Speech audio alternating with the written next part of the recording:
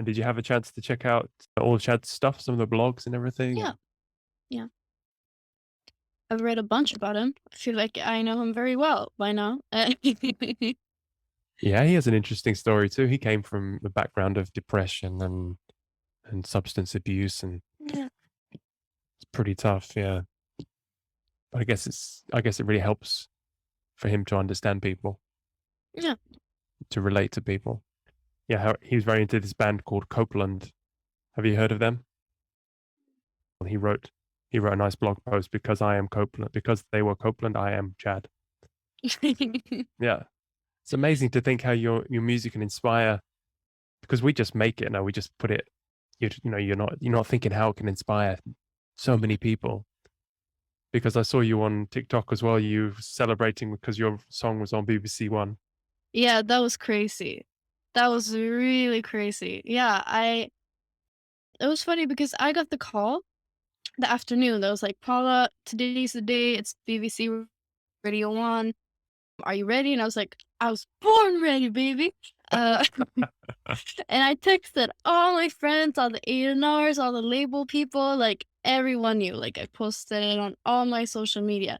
And I was sitting there and it was a 2-hour show. And then it's like, it's half an hour left. I'm like, are they going to play me? And then it's like, okay, it's one song left. I'm not going to be the last song. I was so upset. I was like, why did they tell me that I was going to be on the show when I wasn't? I was so freaking upset. And then it was just like, yeah, thank you so much for tonight. It was a pleasure having you here. And I was Good like, accent. no, this was a bad one. But like when I get into it, I can actually do a pretty good British accent. Just watch me. Like in the end of the call, I'll make a perfect after talking to you for a while. I promise. But then it just started playing. And I was like, dude, he's playing my Wow, song. that's incredible. 2 hours waiting for it. And now Yeah, that's your second single, so to be premiered on BBC Radio One is that's I know. huge. Yeah, It really is. but I haven't been able to get it out of my head. You know, that's it's and it's all your songs are also about mental health as well. I mean, that chorus of that one was, "Am I okay? No, but I'm not supposed to say that." Yeah, yeah. So where did you get the idea for that from? Basically, I guess that song is a bit about mental health in materialism. You know, when we keep wanting. So basically, the context of the song is that I was in Los Angeles for the first time, and I was meeting all these amazing people, and I was talking with labels, and I was just doing things that I had been dreaming of doing for so long, and then all of a sudden, or I mean, I still didn't feel content. I didn't feel happy in it, and that just made me really upset because I have all this that I've been dreaming of. Why am I not happy? And that's not really something you call your friends and say, "Hey, you know how you're missing me because I'm on the other side of the world and having my dream life." Well, I hate it. You know, you can't really say that. So I guess that's kind of what I wanted to write about because I feel like growing up with the privileges that I have grown up with, um, it can kind of become a weird situation with your mental health when you're like, I have everything I need. Why am I still not happy? And why, what will make me happy then? Um, Yeah.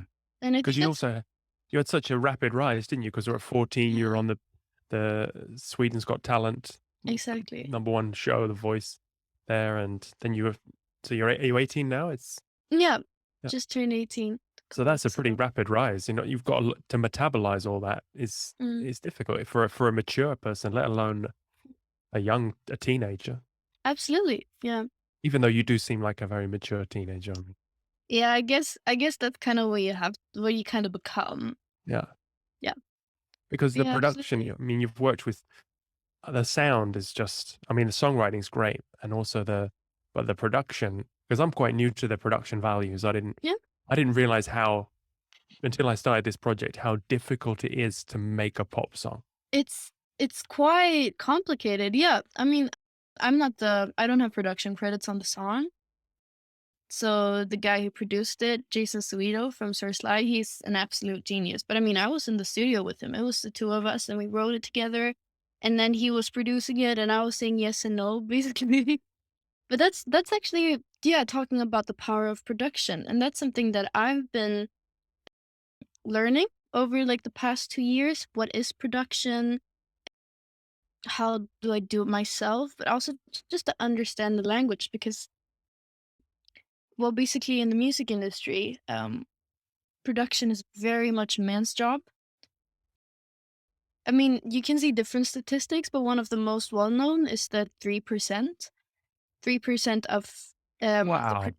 production is made by females. So it's crazy. No, Even in this day and age where it's all home studios, it's just yeah, 'cause boys yeah, like to do it. Or and it's so weird because I mean I've heard things about female production just like by people that I respect, like, well, girls, they can't concentrate for as long as guys like to do. They don't like sitting in little caves forever. And I'm like, dude, what are you saying?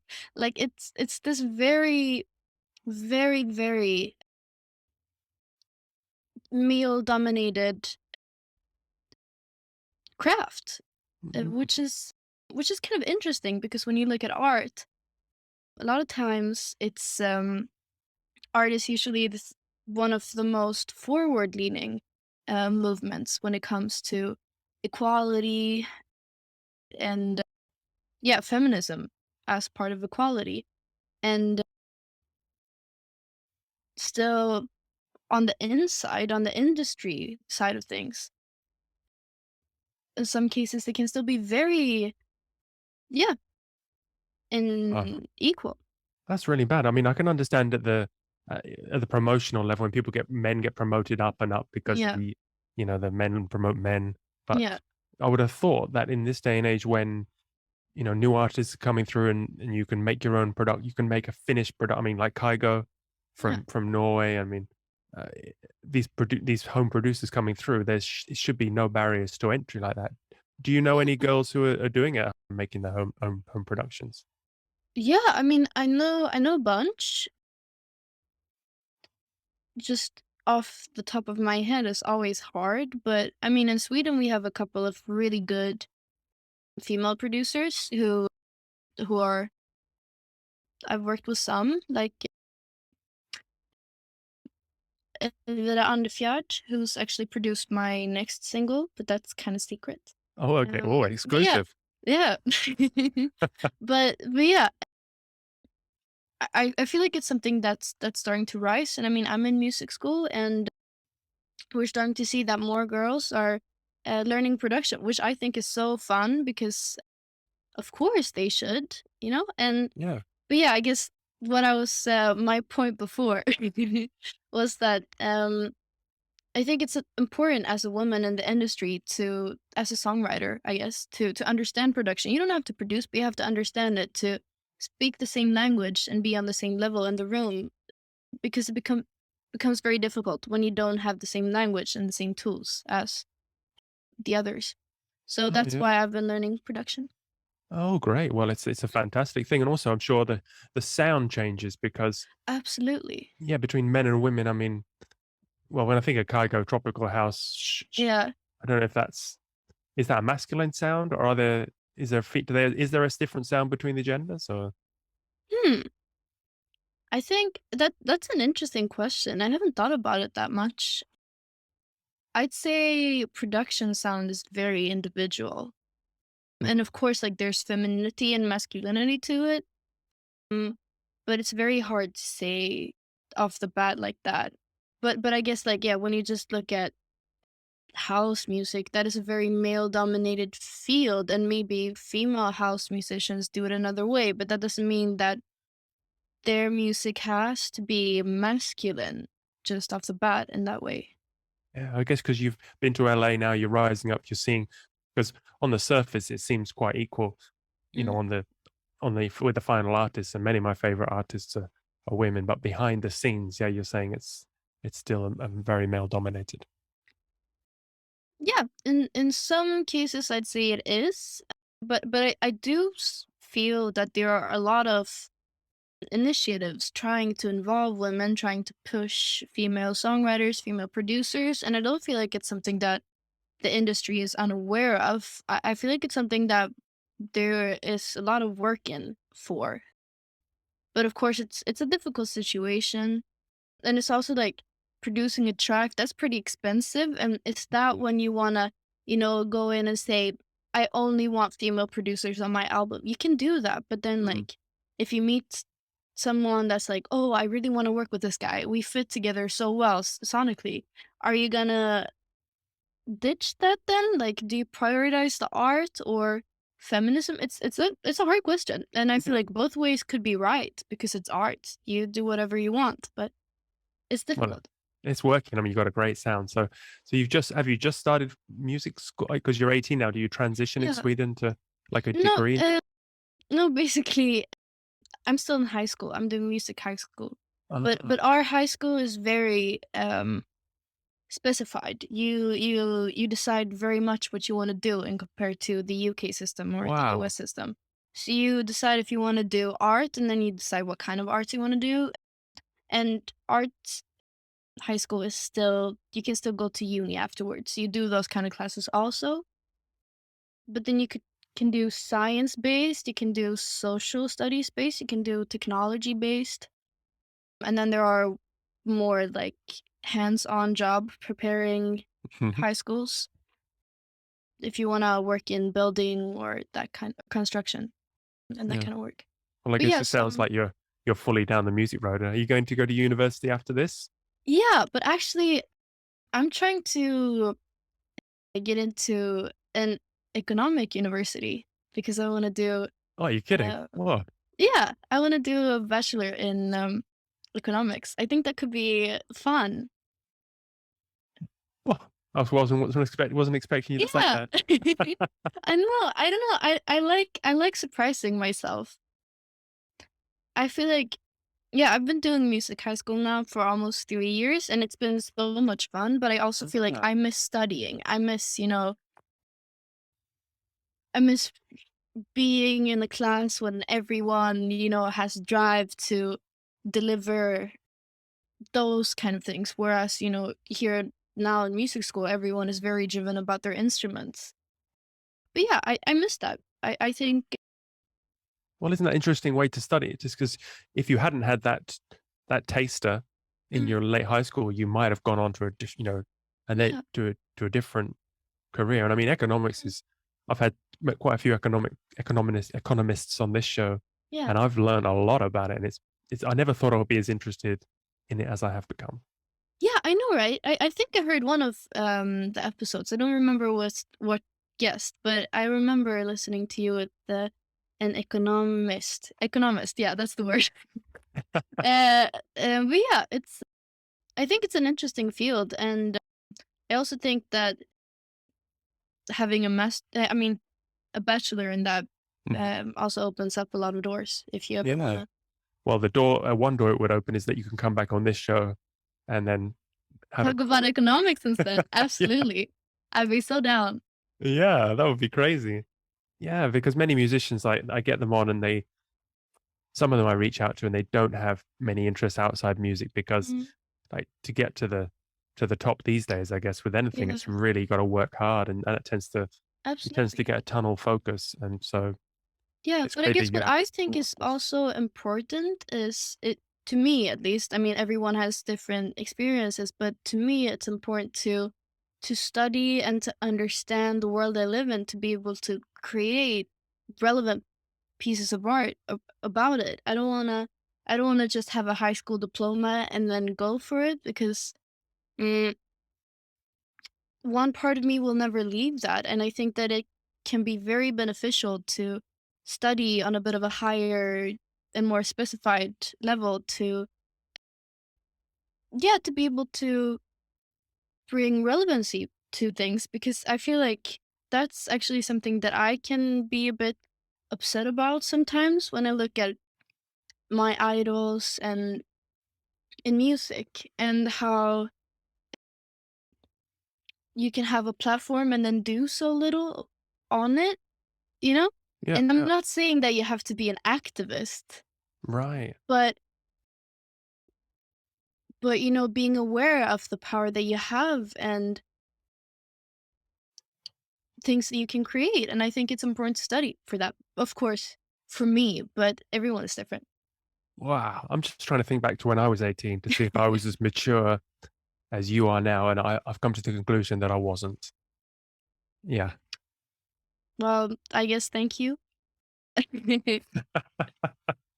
No, but that's brilliant because it is a position, and that's why we're doing this podcast. Is because you are in a position of power. You are reaching out Mm, to young people, and this Chad Moses, who we're going to talk to now, to write "Love on Your Arm," is yeah. really targeted at young people, and Mm, they're using music. He travels around music festivals. mm. I think he does about 50 a year or so. I don't know if that was Oh, wow. pre-COVID. Yeah, That's a lot. a lot. Sounds fun.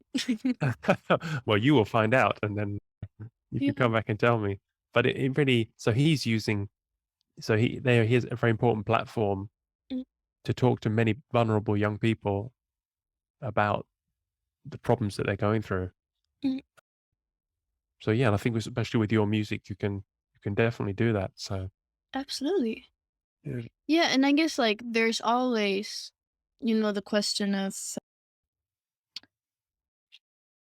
when you want to change things, you can have active and passive.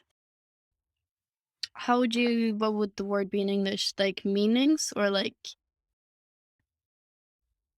Motivation. yeah, motive. Yeah, you can have active and passive motive and how you force, yeah, like a motive, I guess.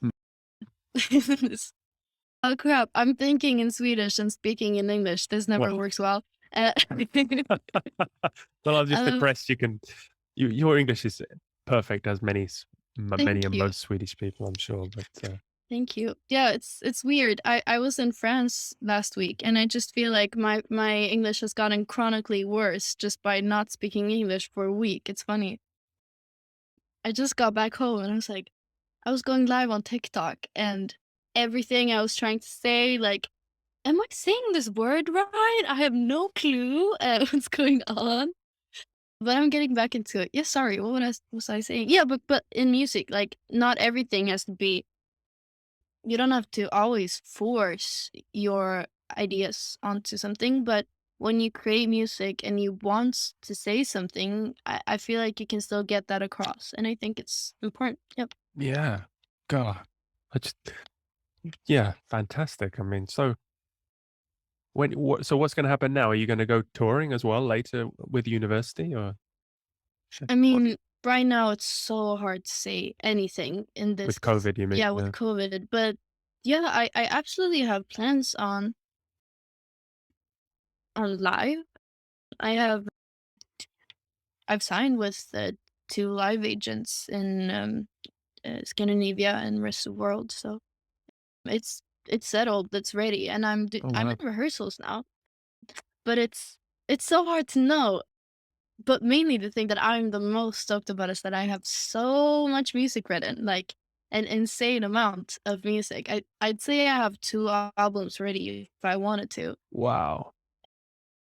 And I just want it to be out. I just want people to hear it and to understand like the universe and the vision and like I want to be able to reference stuff the way like rappers do. Like they'll just reference the track that's like 10 years old and like all the fans will know like I have two tracks. Like there are so few cross references that I can make right now.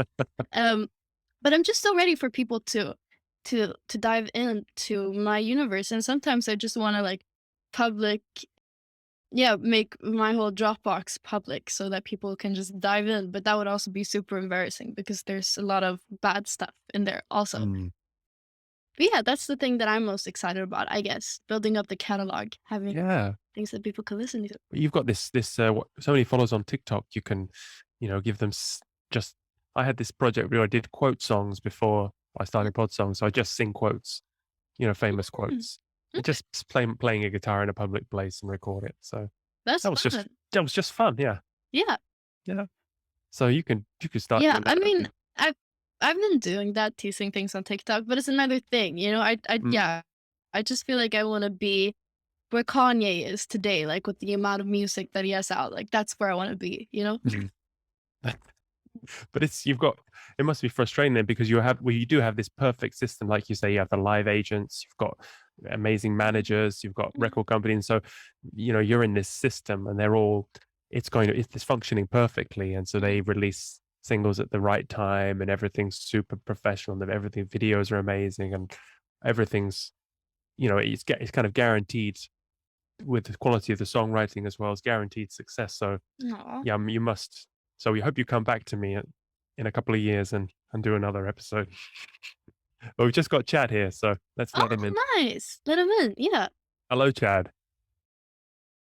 How are we doing? Whoa. Whoa, that's a professional setup. We're in outer space now. Yeah.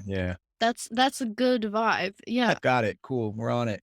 And then my computer started acting all buggy, so I've been cramming for the past 10 minutes trying to make sure the computer would be working for us. Nice. No worries.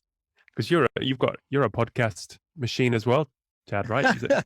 Machine is a bit. I'm the mouthpiece of the machine, but yeah. So actually, I was just coming in to record an intro, the intro for our first episode of season 5. And Wow, 5 seasons. 5 entire seasons. It's like over 400 episodes, yeah? Oh, probably not quite there. Oh, okay. I have no idea how many episodes, but certainly, let's see here. It's probably closer to like 87, between like 65 and 80 episodes at this point. So yeah.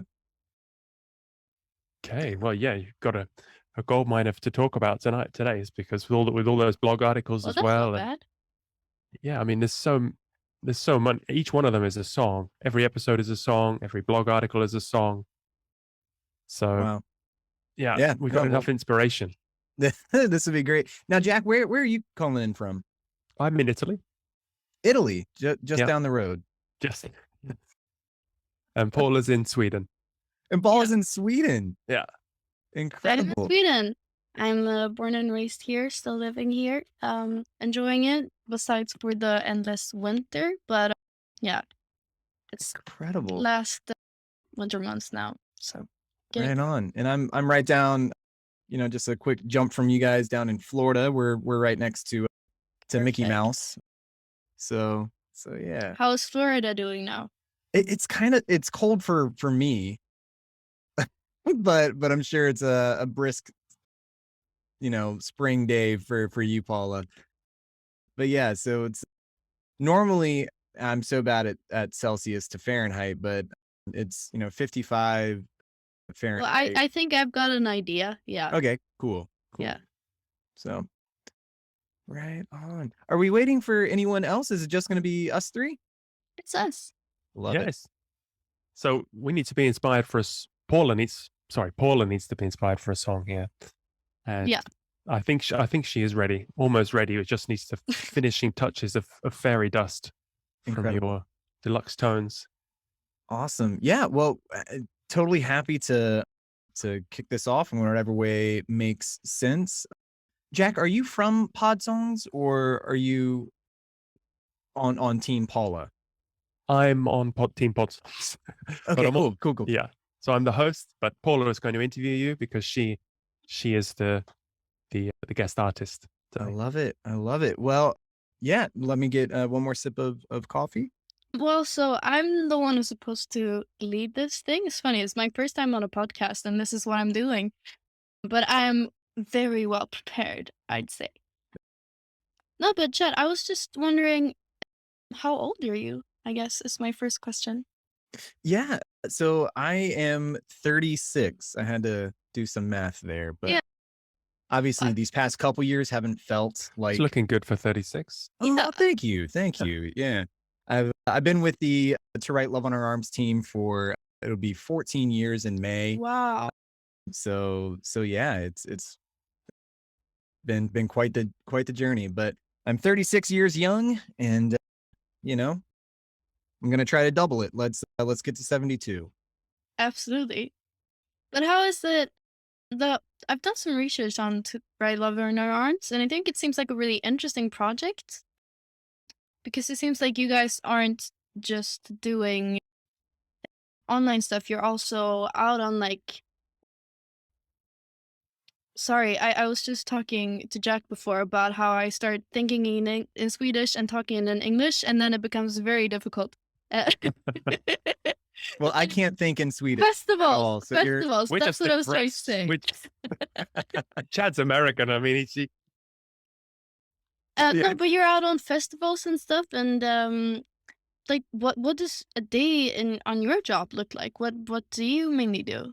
Yeah, totally. So just to make sure we're all on the same page. So as an organization, To Write Love on Our Arms exists to present hope and find help for anyone struggling with mental health challenges like depression, addiction, self-injury, suicide. And over the years, we've expanded that into eating disorders, disordered eating, anxiety, post-traumatic stress, really anything that you are experiencing and you think, man, I really could use some help with this. We're there to connect the dots. We're there to try to point you in the direction of ideally local and affordable options for hope, for help, for treatment, for recovery. So, like you mentioned, we try to be wherever people naturally come together. The internet being a great place to start, but our hope, like I mentioned, is connecting more people tangibly, physically to more people. So we found a really safe place, a sort of home in the world of live music. So in years where travel is a bit more open, when we're not battling a global health crisis, we try to show up as many places as possible. That's some of the largest music festivals across North America. That's speaking at universities. That's speaking in grade schools. That's trying to interact with corporations. Like I said, so much of our life is spent in the presence of other people. So we want to be in the middle of that too. Not to bring up necessarily anything that you haven't already thought about, but to say that mental health conversations are welcome wherever we show up. This is a part of health. This is a part of our identity, of our existence. So we're there just to hopefully move that conversation a bit more forward with a bit more compassion. Well, that seems quite amazing, if I may say so. I mean, that's what we need, I feel, to be there in the moment. Yeah, I mean, I feel like I'm a lot on TikTok, and right now something that's been happening is that the stigma around mental health has been loosening up a lot on the platform, which I think is something so great and so important. And I'm just so happy to be there in that movement. And yeah, I mean, comment and support people and what they're going through. And I also feel like there are so many important conversations being held on the platform about where we are in life and accepting how we feel and all those things. Because, I mean, also, most of the people on the platform are teenagers, and I'm an age where a lot of that stuff can be very difficult. And I just think it's kind of beautiful that people are doing it together in a safe place because it can feel like a little bit more distant when it's not you in the room, but like you through a screen, which also obviously in some cases can be negative when you have that extra step because you feel safe to write things that you shouldn't really write. But that's a whole other conversation. Absolutely. But I think you hit on something important there, that idea of stigma and Yeah. how people are interacting with that stigma now. I'm Yeah. sure for example, the way that Jack and I were taught to deal with mental health challenges, a lot of it was keep it inside. Don't share that. That will create distance between you and someone else. And we're seeing younger generations through the advent of social media and perhaps even through the experience of this pandemic where we already feel this distance between ourselves. And this is an opportunity to lessen that distance, to say, actually, there's way more that we have in common. Like today was a bad day. Who else had a tough day today? Raise your hand. And you see people say, yeah, like I relate to that. So where I was kind of bred into this society that said, don't open up too much. That'll scare people off. we're seeing more people say actually opening people up is what brings more people together, which is beautiful, and certainly, comes with its own set of challenges. I dare say that your story is something that's sacred. You deserve to share that with people and in places where you're going to feel heard. Don't just shout it out into the universe, but be sure that there's a backboard. Be sure that there's some walls to get that echo centered on some ears and some shoulders and some hopefully eye contact that can help you navigate that hard day or help you navigate that great day. That every day you share is a day worth sharing. It's interesting that you're saying like social media can be such a good thing, because I've heard a lot of people struggle with depression because of social media. So it's Sure. good that it can actually Mm, help. Yeah, Well, yeah, that's such a difficult conversation to have because yeah, social media is so much, and I mean, just looking at screen time, it's a huge part of your life by now. The time that you spend on these platforms, and I think that you can't really deny it anymore. It's something that we're gonna have to deal with and live with, and of course, there's always gonna be upsides and downsides to everything in life, and yeah, one thing that I think is so nice with it is all the connections that you make and that how much easier it can be, interacting on social media. I don't know if you've ever felt this, but like there are so many people that I like follow on Instagram because they're like a friend of a friend, and then like I'll comment on all their stuff and like hype them up, but then like when I see them like in real life, I'll just go and hide because I'm scared to say hi. Like it breaks that so and I feel like yeah, it creates this environment times where we're able to sorry, was you? there was a little delay there. Yeah, I got the. Oh, Okay. you still a little delayed. We got you now, though. It's just a little pause. You got me now? Okay. Yeah. Yeah. I don't know what's going on. Oh, okay. Well, I'm back. Well, either way, with social media, I'm happy to see the positive sides of it, but yeah, of course, we also see the kids who are growing up with it, and sometimes you can wonder what it does to boundaries. Growing up thinking that it's totally okay to comment on someone, haha, what that are you wearing? And of course, like bullying has always existed, but the way it's not monitored anymore because Mm. parents just can't deal with it. I don't know, Chad, is that something that you see like with kids and social media? Totally, totally. Yeah, and like I mentioned earlier, I've been with this organization for quite some time, but the organization itself, we're going to be turning 16 in about 2 months. And that's really an age of kind of a rite of passage in the United States. That's where young adults start learning how to drive unsupervised, and they're starting to think about university, and they're starting to think about maybe career paths. And so we've had this opportunity to grow up with our audience. We've seen virtually every single chapter of social media so far. When this all began, it began as a story on MySpace, just really an attempt to help a friend and tell her story, and that lived on the virtually now defunct myspace.com. And we Rest just in kept, peace. yeah, rest in peace. It had a good run, but we kept asking the question, where are people going now? Where do people get their news from? Where do people get their entertainment from? Where do people learn about music? Where do people find some sense of belonging? And that led us to Facebook and Twitter, now to TikTok. We've been in Tumblr. We've been all over the place. And you are so right, Paula, that we've been able to see both the best and the worst that the internet has to offer.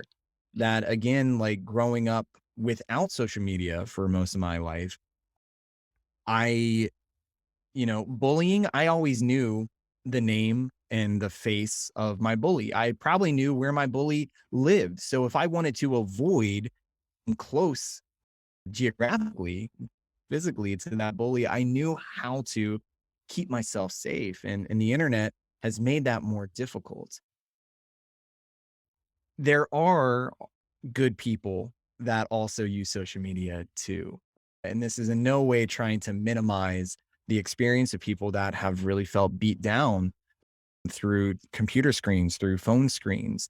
But we have seen people rise to the occasion to make sure that those that have a rough go at it feel less alone. Not that we can silence every negative voice, but at least we can combat it with some truths, some things that we've forgotten along the way. So yeah, like this is so much of what we're doing, ironically, in trying to care for younger demographics, younger people group. We're having to rely on these younger people to be our teachers, that they get to show us what they would like to see, what they would like to hear, how they're going to carry on these conversations. Like I mentioned earlier, Paula, you brought up a great point with this idea of stigma. And in my mind, stigma is whenever silence becomes the loudest voice in a conversation, when the things that we believe to be true become our absolutes rather than what is actually true. So for us, I really don't know if ending depression is a realistic goal, but we can do our part to dismantle the stigma that leads us to believe that maybe we're meant to struggle alone, or maybe no one cares. So we're there just to provide proof of the truth that you're not alone, that there are people that know exactly how you feel, that if there are 7.7 billion people on the planet, that's potentially 7.7 billion people to say, yeah, I've felt that way too. So oftentimes the loudest voice in the room gets the most attention, and it's easy to, to gain the attention of people through just being mean, through cruelty, through this us versus them mindset. We're trying to approach it saying, look, if you're seeing the world through an us versus them lens, in our mind, there is no them. There is only us. So even the folks that are propagating the hate, even the folks that are being the bullies, even the folks that are causing the pain, they've probably also felt some real pain. So we want to invite them into this kind of freedom of vulnerability, this ability to rest well in the presence of other people, as opposed to seeing every moment as an opportunity to fight into distance. Yeah. That was a lot of words. Yeah. No, there were a lot of interesting points. I was just thinking about which one to tap back into. Lots of good song lyrics. Like silence is the loudest voice in the room. Yeah, absolutely. Do we need copyright on these? Can we just use them, Chad? Oh, sign a waiver. No, have at it. Anything that I'm saying here, if you need to bounce anything back towards us, Gold. I appreciate that, my friend. So yeah, I think a piece of it is talking about just vocabulary. Is so much of interacting with mental health is the hope of expanding our emotional vocabulary. That when you interact with someone, Paula or Jack, and we've been conditioned to ask, hey, how are you doing today? And we expect the response to be, okay, I'm fine, I'm good. And then that kind of begs the question, okay, but how are you really? And maybe they do say good. Well, let's have a follow-up question there too. What kind of good are you? Are you excited about a new opportunity? Are you just content? Did you see the most beautiful sunrise today and that's got you hopeful? Like, tell me about your good. Tell me about your bad. Can we ascribe more feelings to these words? Can we dive a little bit deeper? And so much of conversation around mental health and just around people is stifled from us not knowing enough good words. So that's where music steps in. That's where poetry steps in. That if you're only watching, cartoons your entire life, then it's going to be hard to relate to the world outside of cartoons, their language, their emotions, their lack of nuance. Everything is extreme. But as we dip our toe into the more poetic, into the more gray, into the more nuanced forms of art, then we can expand our own vocabulary, our own lens, our own sense of self So yeah, like so much of this is about pushing back on what's simple. Depression, addiction, self-injury, suicide, they thrive where there's a lack of conversation. Where there's a lack of conversation, there's going to be a lack of learning. There's going to be a lack of new words. There's going to be a lack of new perspectives. So if isolation is really the enemy here, then community is going to be the solution. So our hope is to create more conversation, and conversation requires more than one person, right? Like you need an artist and you need an audience. You need a storyteller and you need the story listeners. You need a professor and you need a classroom. Like everything that is worth experiencing really demands a receiving end to whatever's being told. Yeah, absolutely. I never thought of that. The lyrics add to vocabulary like that. That's really interesting. Yeah. Honestly, neither had I until this conversation. So Kidding. Because you said in another podcast that you don't need a degree to be a friend, but it sounds like to be a poet helps. It certainly helps, but even then, you look at some of the greatest poetic minds. One of my favorite novels out there is Frankenstein by Mary Shelley. And if you, Oh, that's cheerful. Yeah. Yeah. So obviously, If you haven't got a friend, you can make one. You can make one. But so obviously a bit of a macabre start to this story, but the thing I love about that story is that it started as a group of friends hanging out one weekend and just daring each other to write the next best story. So all of these friends who came to the same place they scattered throughout this cabin to write out the story that they thought would be the most compelling story. And maybe it was even like write the scariest story. Whatever it was, hey, we're gonna challenge each other here, and we're going to give some peer review here. We're gonna bounce this off each other, and we get a literary great from it. And maybe this doesn't make the final edit of of the podcast because we're talking about Frankenstein in the month of January, but it's all relevant. But yeah, is always relevant. Come on. But even then, you look at the greatest philosophers, they're basing their thoughts on their teachers. And you think of science, like we are learning more about science, not pulling it out of thin air, but basing it on what others had taught us along the way. It's just pushing it a little bit more forward. And maybe like that is the goal of mental health is not to find an answer to this, but to learn how to ask some better questions in the presence of people that we trust with those questions. And so just keep advancing it a bit more forward, because there's always going to be challenges. There's always going to be heartache. That's the cost of being human. But can we find better ways to resolve conflicts, internal and external? And I say yes, but that's going to require other people. I like that idea of questions. I feel like, yeah, absolutely. That's something that is driving conversation and also understanding the people around you and where they are. And yeah, that's absolutely something so important.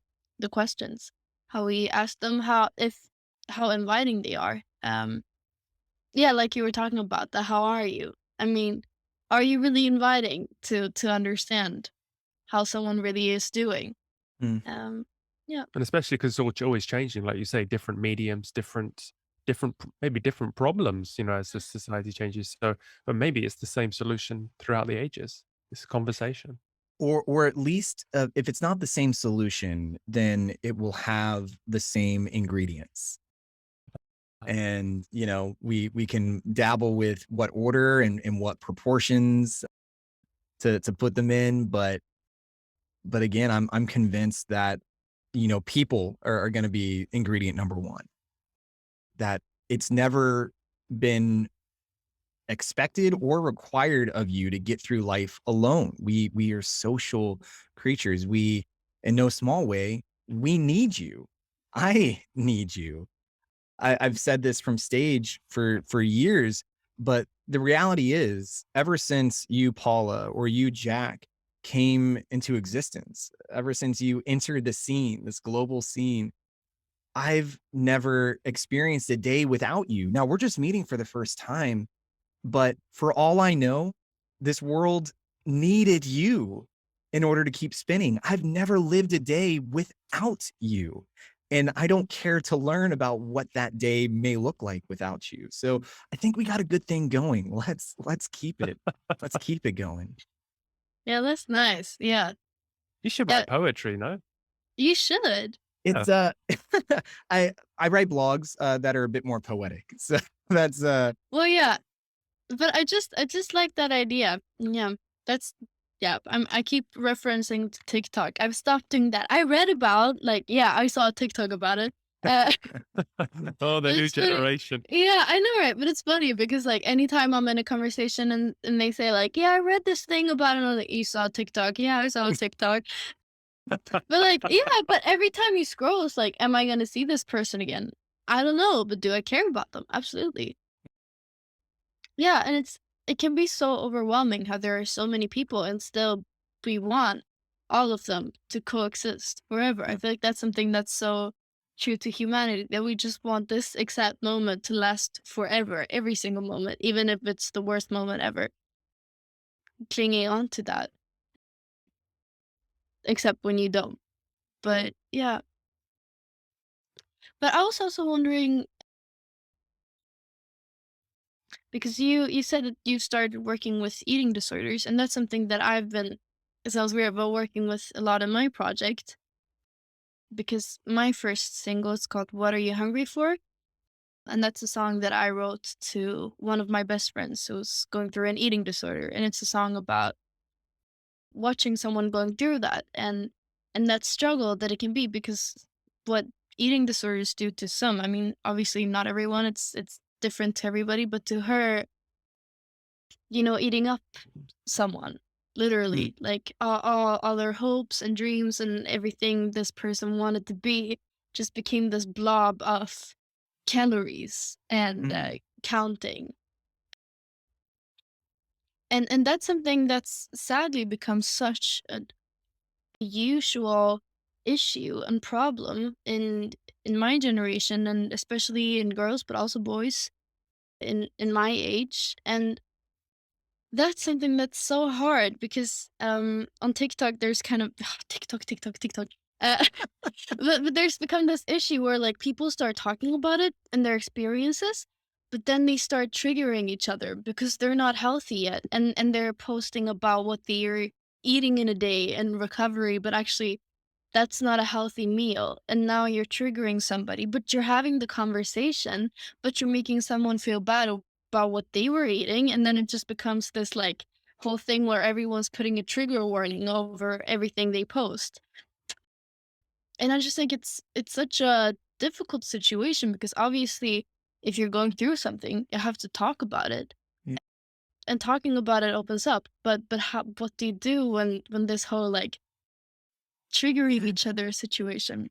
No, I think to bring it back to the world of literature, Yeah. it's so important to acknowledge posture and tone and certainly audience. We were talking about audience just a little bit ago, but what I would share with my wife is different than what I would share with someone that I met at a festival for the first time. They may both ask me the exact same question, but there is a level of access that I've had to learn. We were, I believe earlier, talking about the idea of boundaries as well, but just because you have the access to share your story to the wide world, is that a responsible use of your energy? Is that the best way to honor your story as it's unfolding? And I don't know the exact, mental health landscape in Europe, but as it relates to addictions, and that's everything from alcohol to opiates to narcotics, and even on into behavioral health like eating disorders, we have these groups that we call 12-step groups. So Alcoholics Anonymous, Narcotics Anonymous, AA, NA, there's Overeaters Anonymous. There's a bunch of these networks of people who they come together to support one another, to work through different frameworks on how you can stay clean, on how you can keep one foot in front of the other, and how you can keep advancing your story. But even then, they are doing this under the understanding that this room is just for us in the room, that anything discussed here is not for people that didn't show up here, but we know who's in the room, and we're going to keep those identities anonymous when we are outside the room, because you deserve the time and the space and the freedom to work through this without feeling like you're judged or feeling like people are looking at you differently. I say all that to say this, that with social media, you don't always know who your audience is going to be. Even if you have a set list of followers, unless you have a private account, anyone can access this. And I wouldn't trust everyone in the world with my story. I feel like a huge part of my journey, a huge part of my recovery was me being able to pick the battles that I know I can win. That is sharing my story with people that I know will be allies and not enemies to my story. So yeah, I think it is one thing to talk about things that often aren't talked about, these taboo subjects like addiction and eating disorders and self-injury. But it's another thing to talk about these topics appropriately. And that doesn't mean just the right words, but I think it means having the right amount of time to talk about it. TikTok is quick, right? Social media is quick. That you mentioned earlier, Paula, that you can scroll through something and never find that person again. Like they appeared on your screen for a brief moment. But just even thinking about Instagram, our stories only last for 24 hours and then they're gone.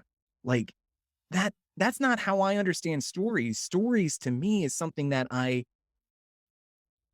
consume and become a piece of my identity, that my favorite stories remind me of something true about myself. So I think in some ways we've forgotten the power of stories because we've confused it with just content.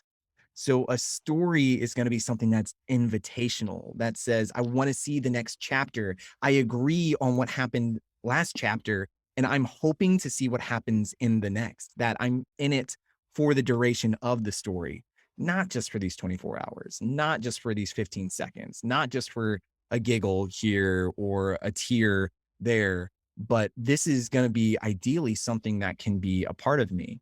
Now, I don't have the space in my heart or my head for 7.7 billion stories, but I can choose who I let into mine, and I can prove to myself that I'm a consistently caring person so that when someone invites me into theirs, I can show up in an impactful way. So keep making content. Keep sharing your life on social media, but be sure that you have some deeper ground to root in the lives of other people. That what's meant for one person doesn't need to be for everyone, and vice versa. What's meant for everyone, maybe we can just let everyone have that, but I'll be hanging around for the piece that is meant for me.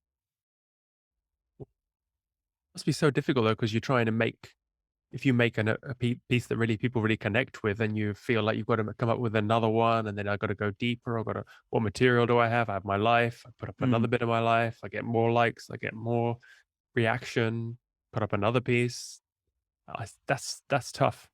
Well, isn't it so weird that just in the past 15 years, have we been able to really quantify what personal impact means?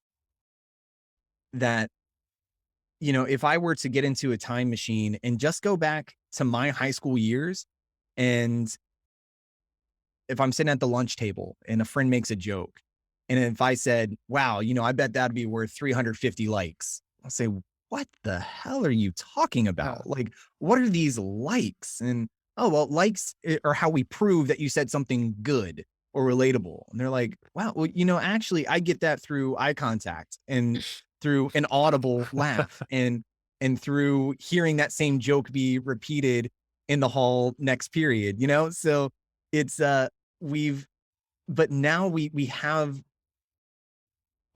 a point system for what matters, but we don't even know what these points are really worth, right? Like there is no winning in this. It's just you collect numbers that, something that I posted last week, I don't even remember. Like, and so it's all, if we're not careful, very fleeting and very surface level. But and there's just so much. I don't need to convince y'all of this, but I mean, a life well lived is gonna go below the surface. You think about, even tattoos. A good tattoo is one that will stay despite a scrape on your arm. That tattoo will be deep enough to stand the test of time. A tattoo will outlive a sunburn. When you start peeling, that tattoo is still there. So we get very distracted by the immediate and the most easily accessible, but the things worth really sharing are going to have to be a little bit deeper. Yeah. I was also wondering, because you've talked a bit about, when you grew up and how things were then. And one thing that I think is so, I guess, interesting and important is this whole thing about macho culture that a lot of boys are still growing up in. And I've met it a lot, but as a woman, it can be hard to understand, the level of it, and how deeply rooted it can be in boys and men. This macho culture and the macho system of don't show your feelings, and how does that affect mental health, and how much harder does it get to seek the help when you've never done that before in your home and in your yeah. It's there's so many layers to it. And Absolutely. Yeah, of course, it's a super difficult question. if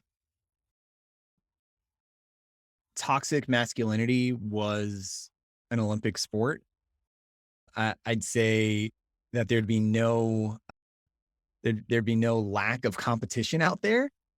I'd say that this is something that in my American context, I can see day in and day out, but I know that it's not limited to just my continent, not just to my country. I think it is in the Olympics.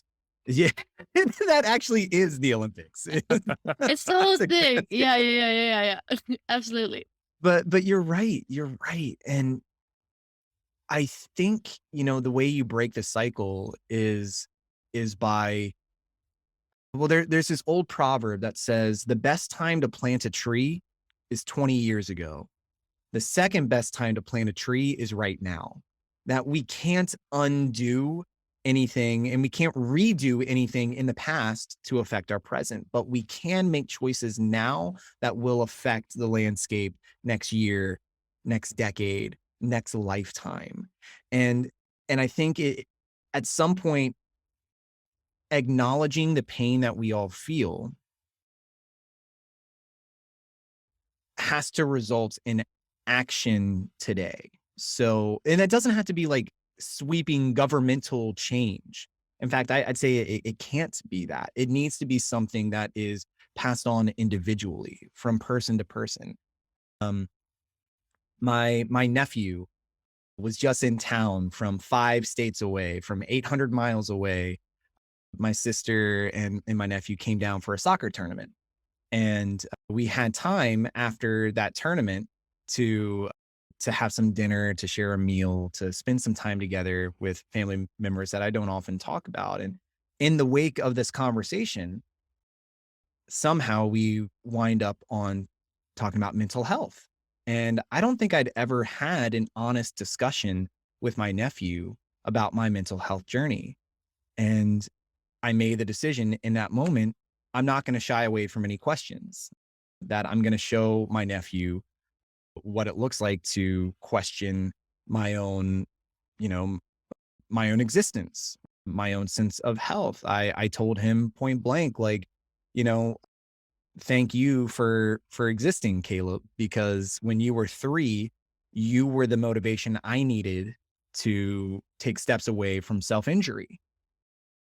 And he was like, really? I'm like, yeah, like when you were younger, 15 years ago, I had a real problem with self-injury, and you were my motivation to get help.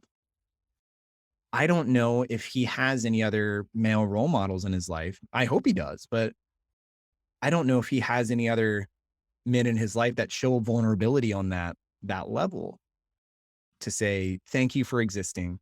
And I went through a really hard time. And actually, you were a piece of the solution. I didn't have to figure it out all by myself. And I'm so thankful for that I had other people, whether they knew it or not, that were encouraging me to make better choices and to practice self-care. So I mentioned that to say, like, what a shame that it took me 15 years to thank my nephew, but also that gives me the courage to continue sharing with other young men as I grow, that you can be successful, and you can move on past a painful part in your story, and you don't have to keep that a secret, but you can invite other people in. So, you know, a macho person, a macho man, is by definition a really lonely man.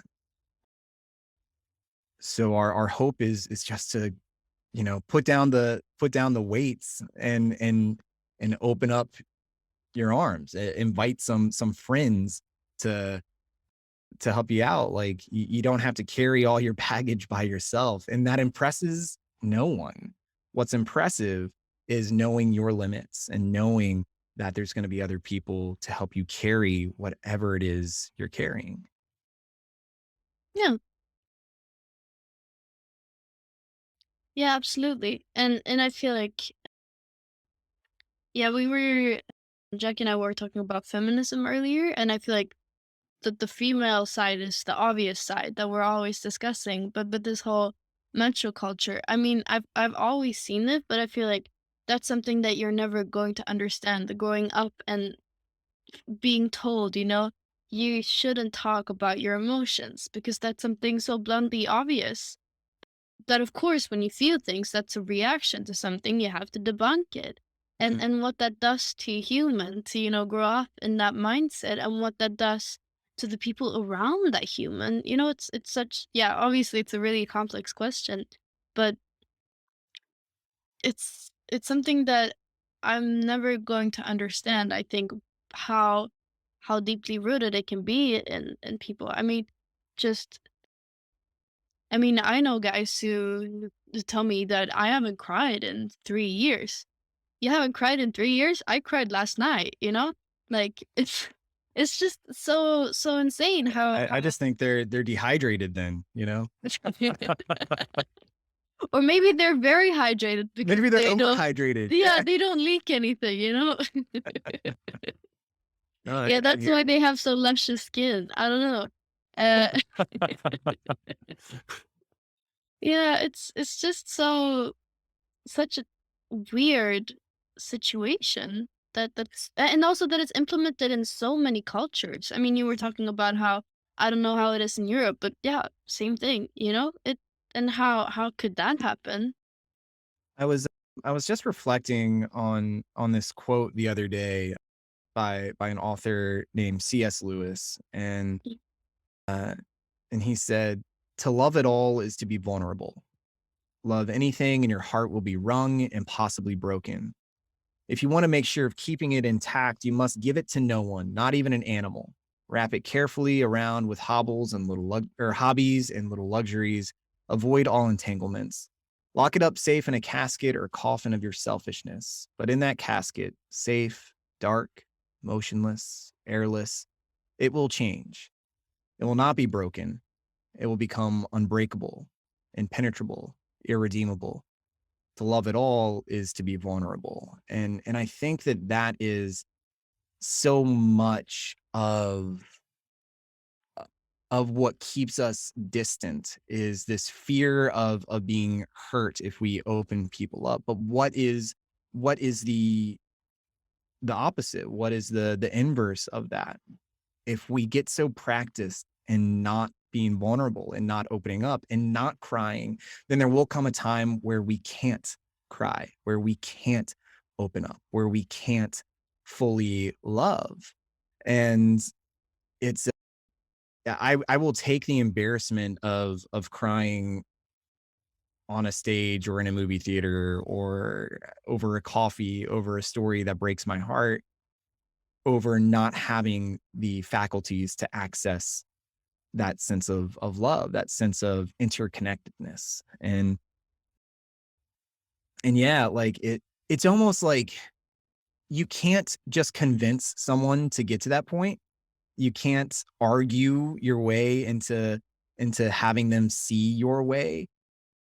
So I think the struggle is on the people that have had that epiphany, the people that have seen that veil lifted, the people that see the value and vulnerability of just continuing to be present for those people. And when you see a breakthrough, encouraging that, inviting that, telling them to lean into that, not shaming them, not saying, man, like, why did it take you so long to get here? But just say, hey, welcome. I'm glad you're here. And nurturing, like we live in such a shame dominant culture. Maybe that's where that toxic masculinity really comes from, is this fear of shame.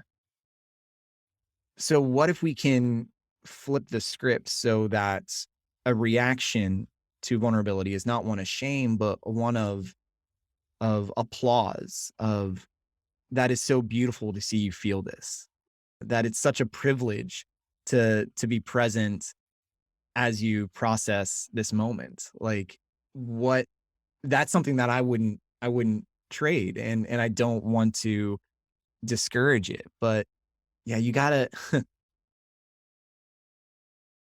we don't know if we're dehydrated or overhydrated, but I do say that we're consistently malnourished, that we keep consuming things that don't actually feed us. So it's about time that we open up that menu a bit more, that we find a sense of validation, a sense of unconditional care. And as I'm saying this to y'all, I'm definitely saying it to myself, the times that I can be more care filled on behalf of the people that I interact with, the extending compassion, extending grace. And as I get better at doing that to myself, then that's going to overflow onto other people. Emotionally malnourished. Yeah, I love that. Yeah. Yeah, then I guess I'm overnourished. Oh boy, yeah.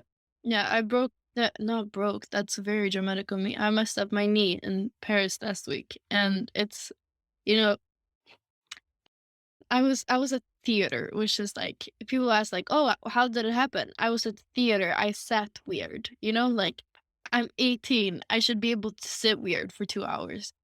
But it didn't. And then like I walked a ton on it, and then just got worse and worse, and like, I was so upset, and I was telling everyone about it, and I was like crying about it, and it was like and we were like, "Oh my god, I'm so sorry. Yeah, I also have knee problems. I haven't been able to perform my sport for 2 years." And I'm like, "Oh god, I'm over dramatic."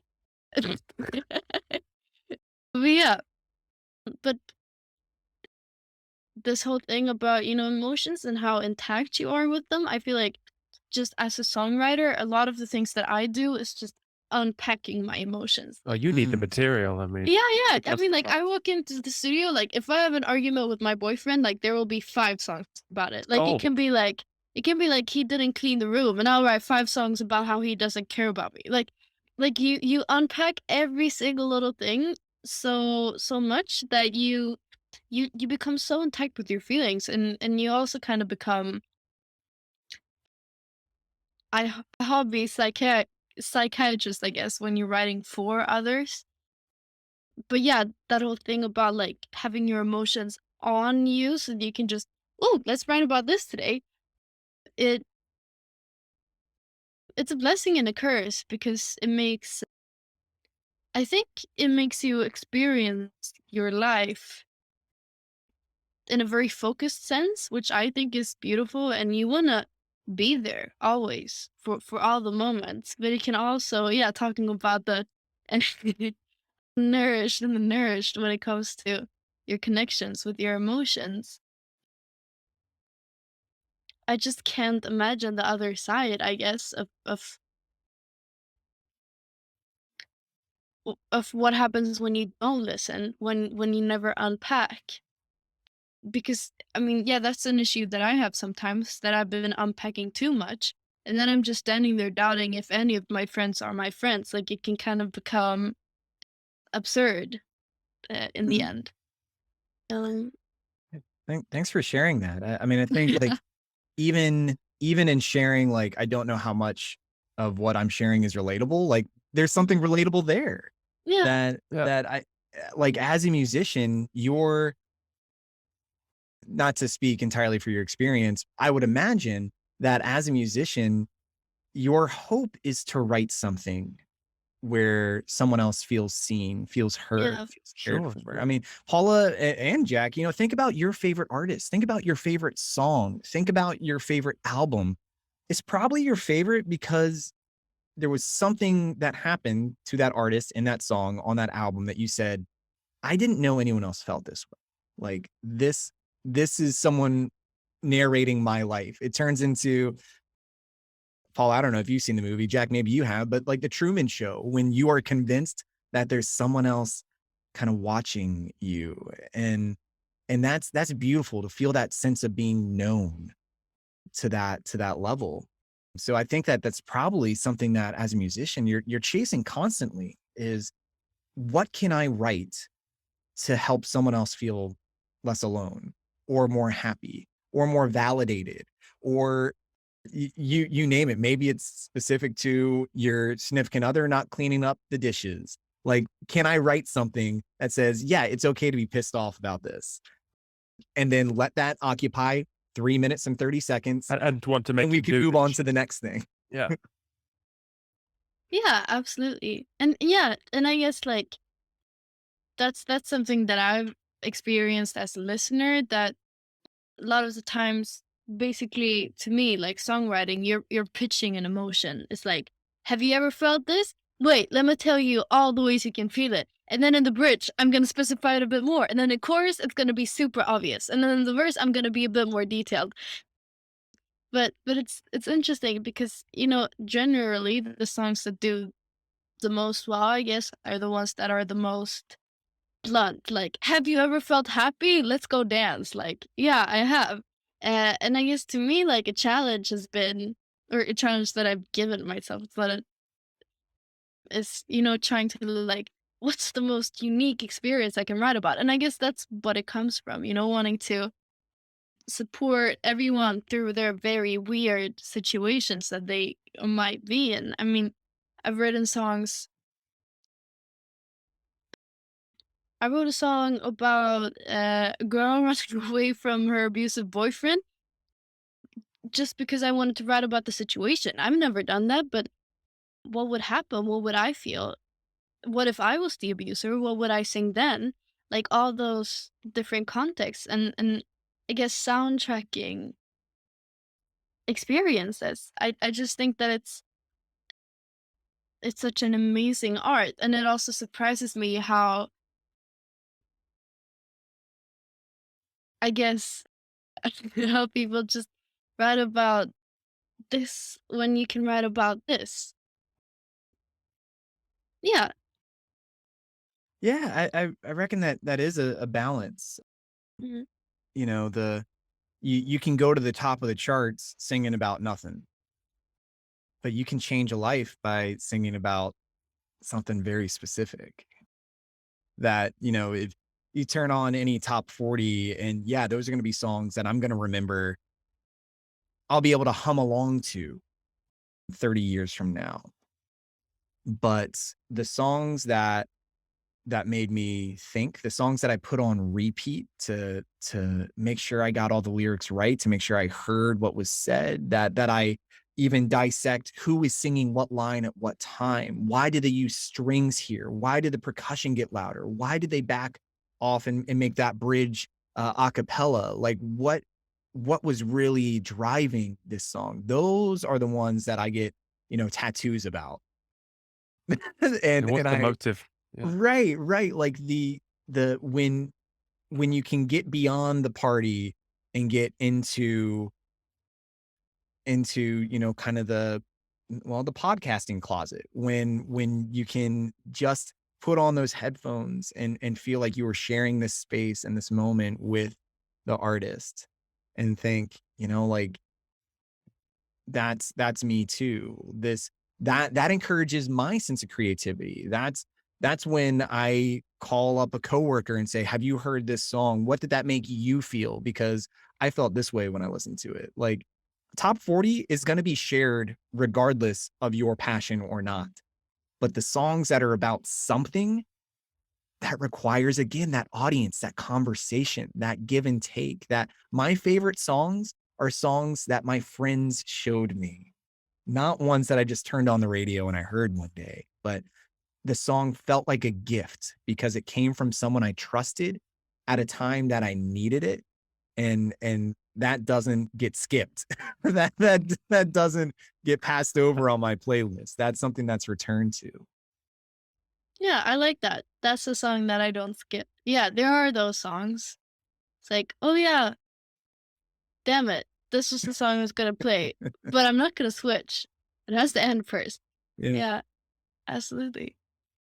Yeah, and yeah, I guess the whole aspect of music and mental health and conversation, um, it's always difficult when you're in it to know if there's actually anything that ever happens. And also, me being, I guess, a COVID artist, I never released anything before this situation. I never performed my music live. All I know is social media as an artist. It can be hard to actually see, like, is there an impact being made? But I'm hoping at some point there will be. Yeah. But what a beautiful and a beautiful moment where even though you don't have this history of artistry to lean back on, you're leaning into this bigger hope. This hope that will outlive the virus, this hope that will outlive this podcast, this hope that there is something that is yet to be said and there are people who are yet to hear it. Like that to me is perhaps the definition of hope, that you keep creating until everything lines up. Like you're waiting for the moment where everything lines up. And yeah, again, just I'm just so filled with gratitude for this conversation, for you following your desire to connect to more people, Jack, for setting this up, and to have this vision that, songs can mean something. Songs can have a deeper purpose. And Paula, you said that you're 18. Yeah. Like what another super hopeful moment that we're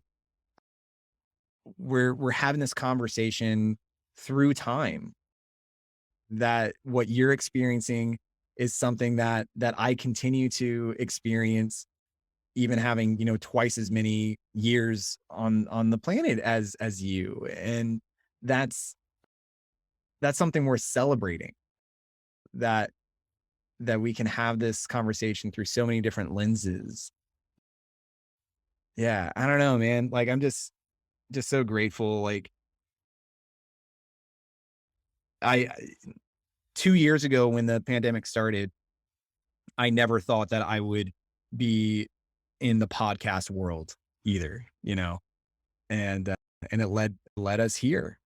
It led us to the threshold of something that I think will continue to impact more people. And so, yeah, I don't know, man. Like, obviously these past 2 years have sucked, but if it led to this, then I'll take it, you know?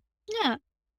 So I Yes. was stuck on, you said you were double my age, and I counted. You are exactly double my age. That's quite impressive.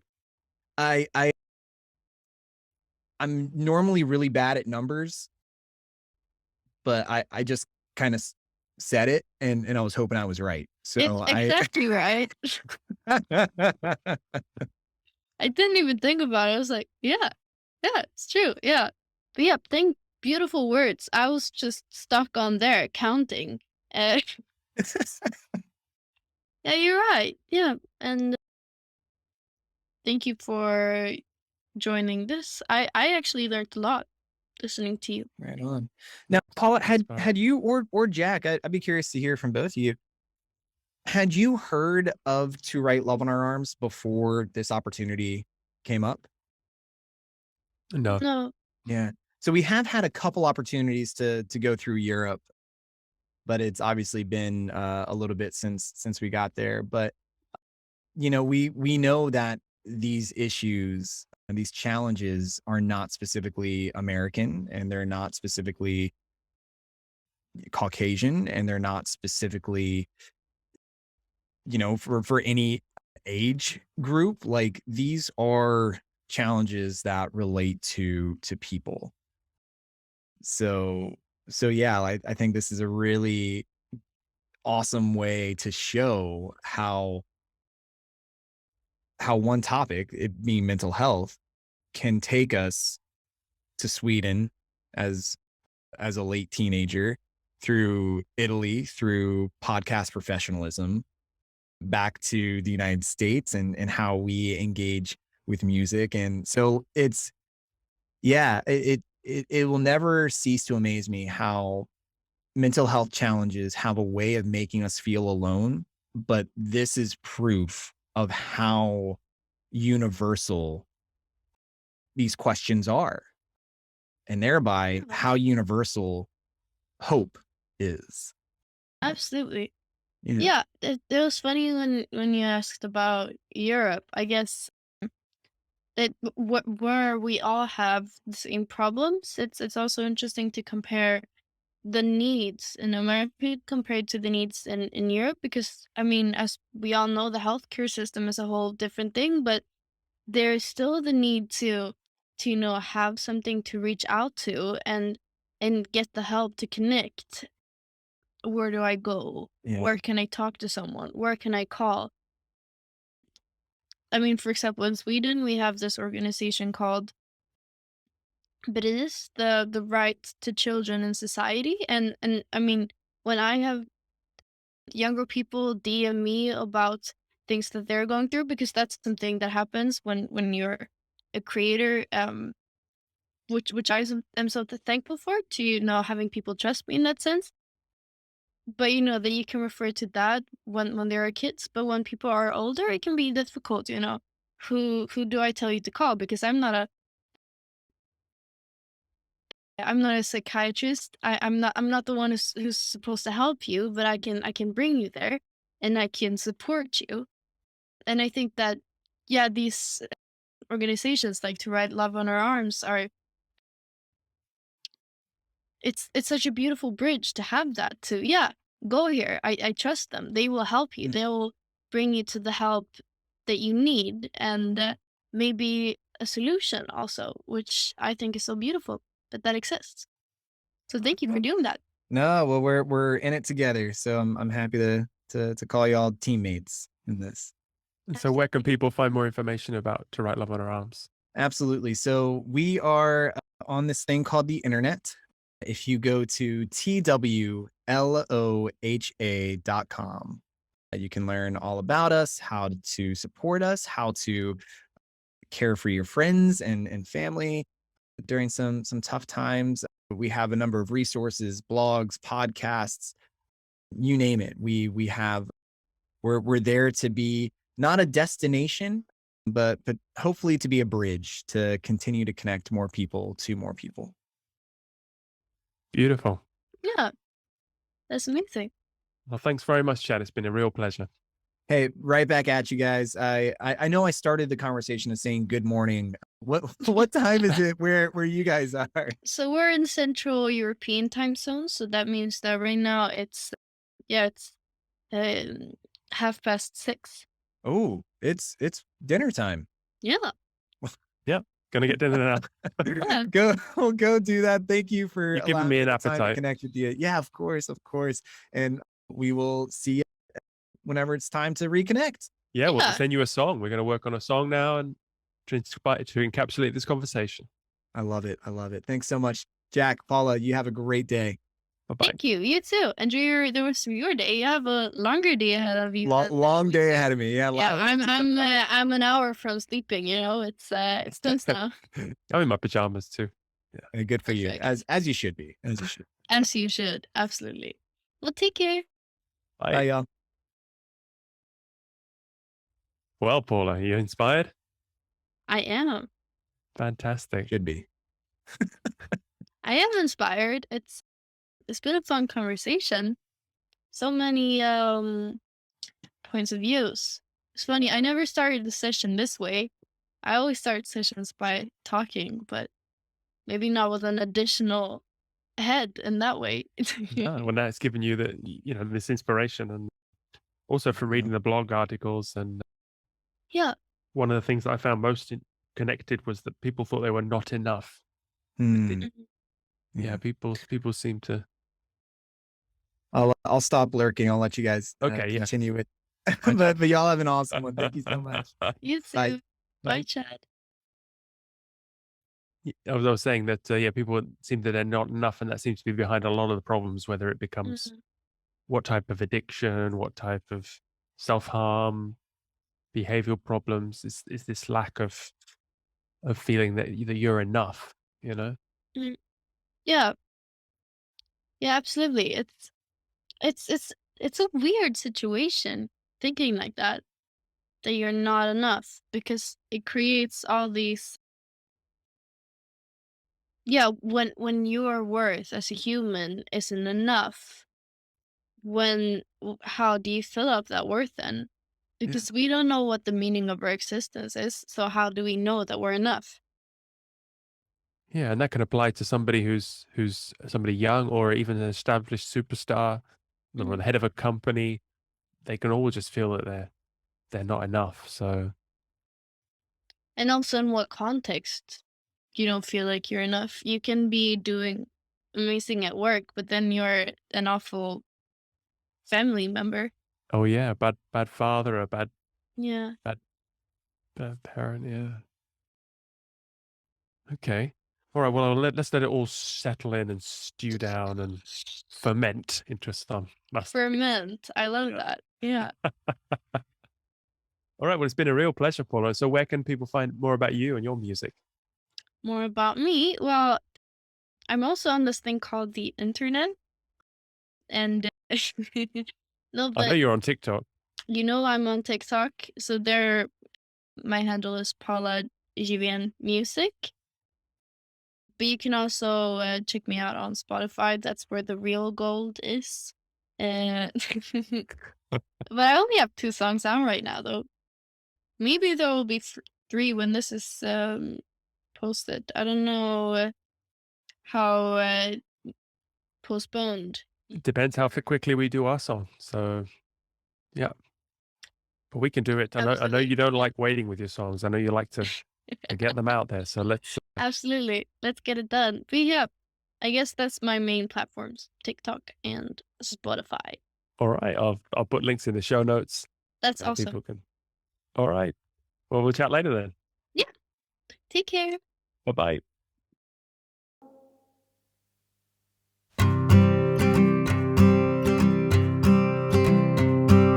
See you're down and see you're stuck, can't get out of bed. Laugh it off, but it's not a joke. What's missing with your head? You see it's hard to be living out in the way you wished you could, but I know it's not how you think think it is when you think you're really screwed. You got things you're convinced you need, the things you've got to be. I lend a hand and I lend my eyes, I wanna help you heal. Cause all we need is all you are, I want you to run free. You were always beautiful and one day I hope you